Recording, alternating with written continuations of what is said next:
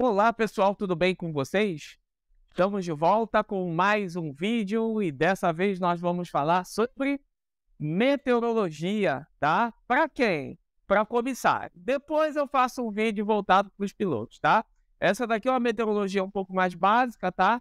Bem superficial, apenas para cumprir aquilo que é uma determinação da ANAC, que faz parte do conteúdo programático. Quando nós estamos falando de meteorologia para pilotos, aí nós precisamos aprofundar mais o tema, tá? Então, falaremos superficialmente sobre meteorologia, não vamos aprofundar muito, tá? E no decorrer, eu acredito que tenha algumas polêmicas aí. Vai ter gente querendo cortar minha cabeça fora, mas eu estou aqui somente para expor para vocês o que é verdade, para que nós venhamos a sair de dentro dessa bolha, né? Que é aonde colocaram, né, a grande maioria das pessoas acreditando em coisas que, na verdade, elas não existem, tá?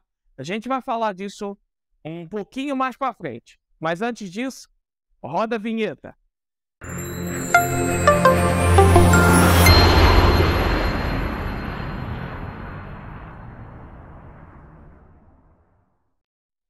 Muito bem, pessoal. Mais uma vez, meu nome é Wesley e hoje nós estamos aqui para falar um pouco de meteorologia aeronáutica, tá? Voltado para o curso de comissário de voo, tá certo, pessoal? Então, vamos fazer uma breve introdução aí sobre meteorologia, tá?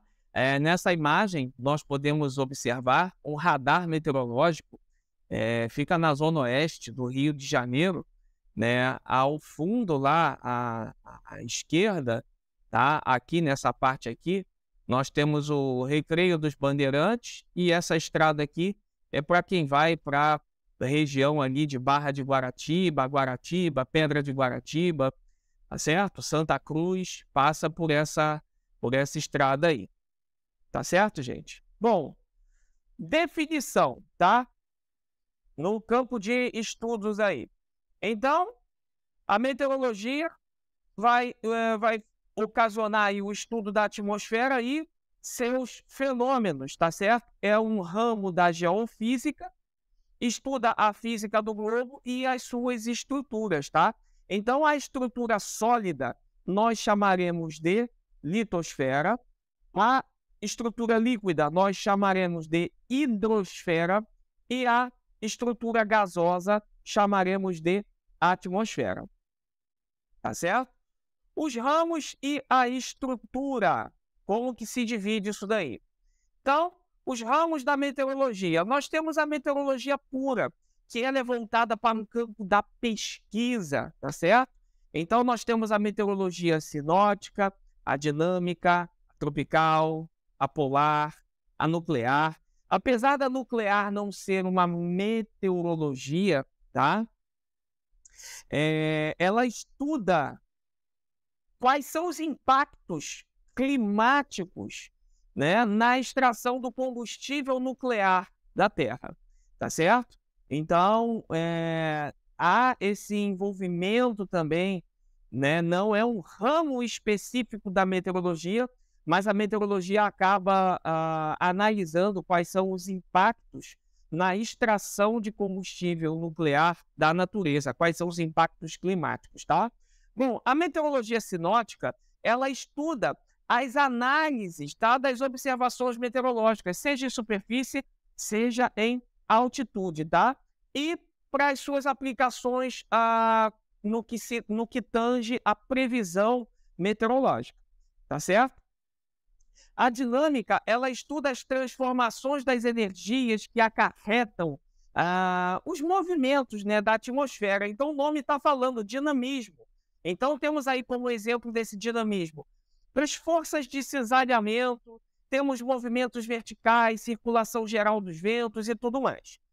A meteorologia tropical vai ser o ramo que vai estudar a meteorologia, né, que se dedica às condições atmosféricas e climáticas das regiões tropicais, tá certo? Em regiões, dessas regiões, elas estarão localizadas ali entre os trópicos de Câncer e Capricórnio. Câncer está a 23 graus e 27 minutos de latitude norte e Capricórnio estará a 23 graus e 27 minutos de latitude sul, tá? Só posso te dizer, basicamente, que a Terra ela poderia se dividir em 3 planetas diferentes, tá?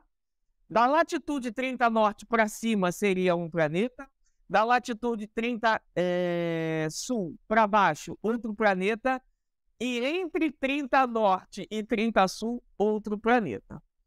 Tá certo, gente? Então, basicamente isso, e vamos em frente.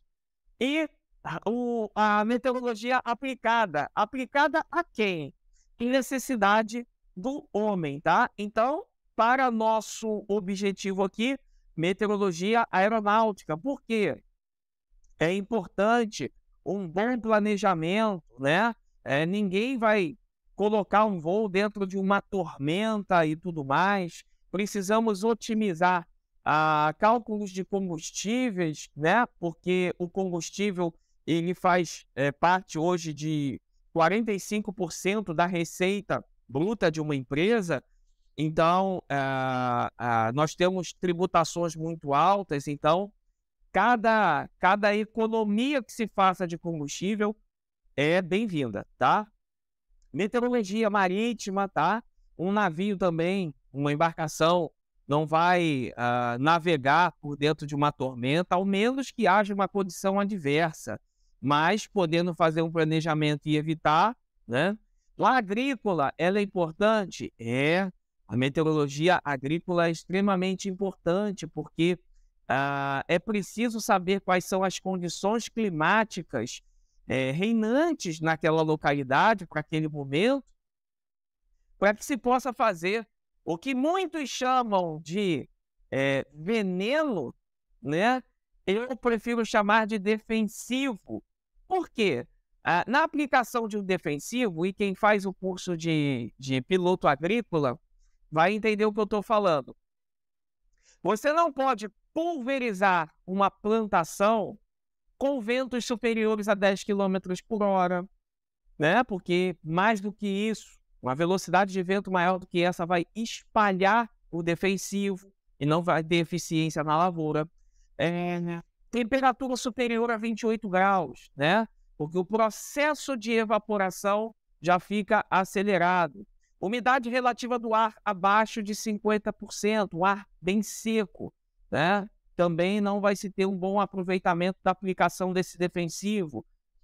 Se choveu recentemente, terreno encharcado, esse defensivo ele vai ser diluído, não vai ter eficiência também. Então, assim, chamo de defensivo por quê? Porque é um acelerador, tá? da produção agrícola e defende, de fato, a vegetação de fungos, de larvas, de pestes e tudo mais, tá?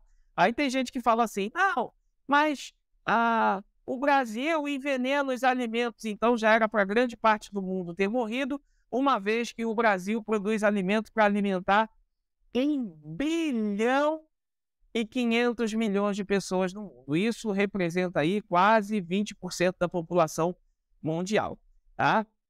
Só para fins de curiosidade, o Brasil, o Japão, que a gente julga ser um país muito saudável, de alimentação saudável, de hábitos saudáveis, o Japão utiliza 17 quilos de defensivo por hectare.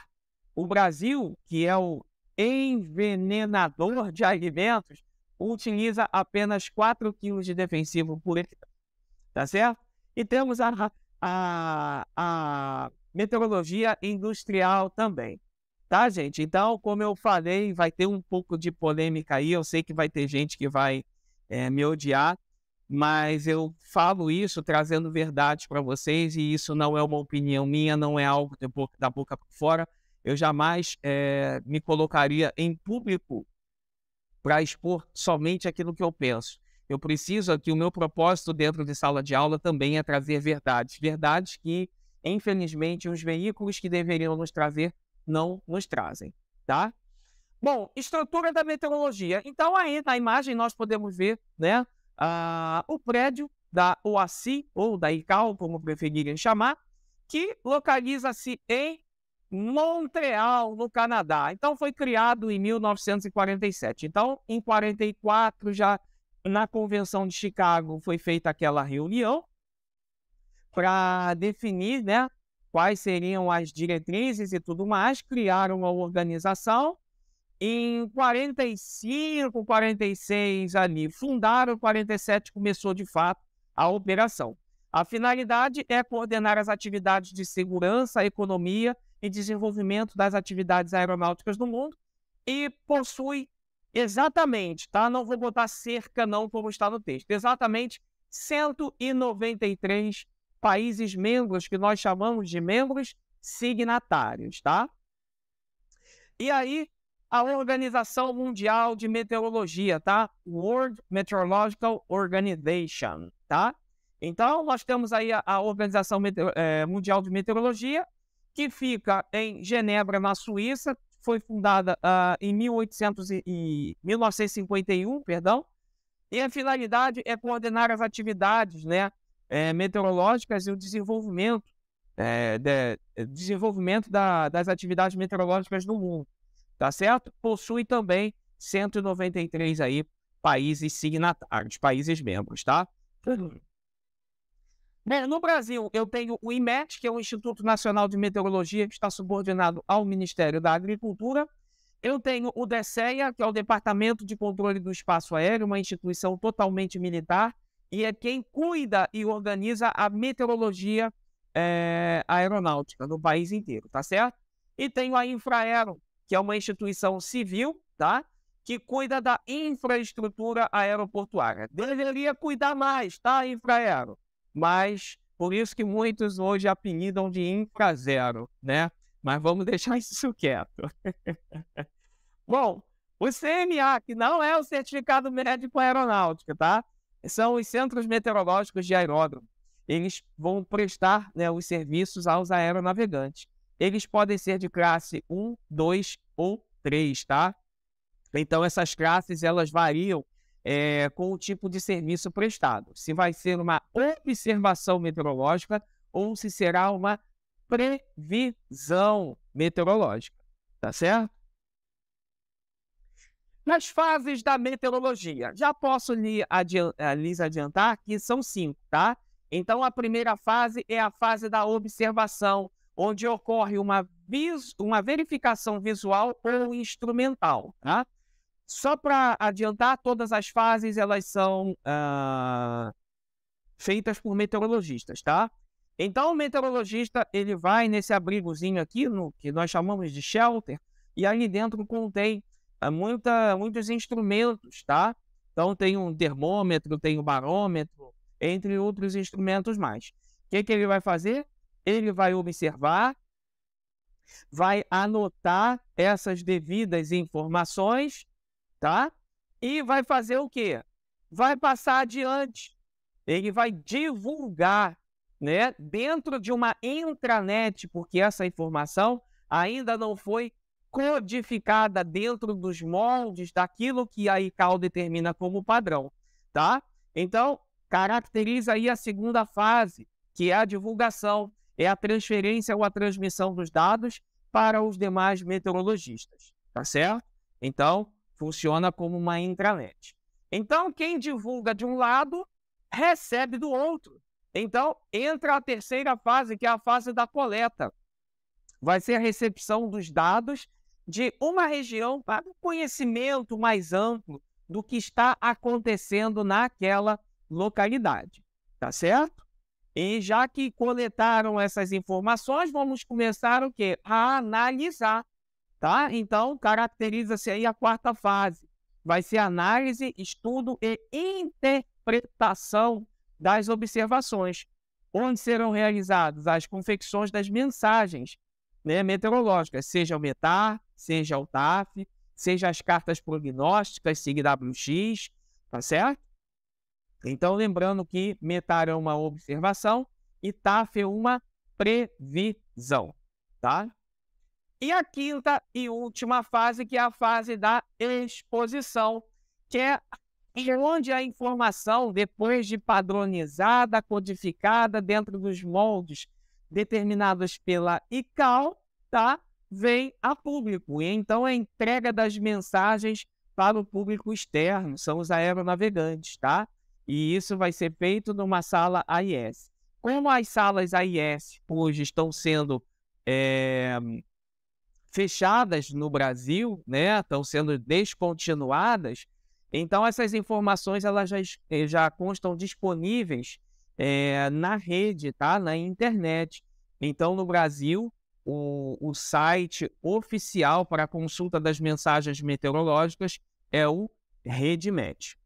Tá certo, pessoal? Então, falaremos até aqui. No próximo vídeo, nós começaremos a entrar em mais detalhes sobre a Terra e o espaço. Tá certo, gente? Eu agradeço a todos, tá? Espero que esse material tenha utilidade e muita para vocês. Faço votos que tudo dê certo na vida de vocês, na carreira de vocês, e continue estudando e se dedicando, né? Que essa é a receita, né? Esta é a chave para o sucesso. Tá bom, pessoal? Nos vemos numa próxima oportunidade, num próximo vídeo. Desejo a todos bons estudos. Um forte abraço. Tchau, tchau.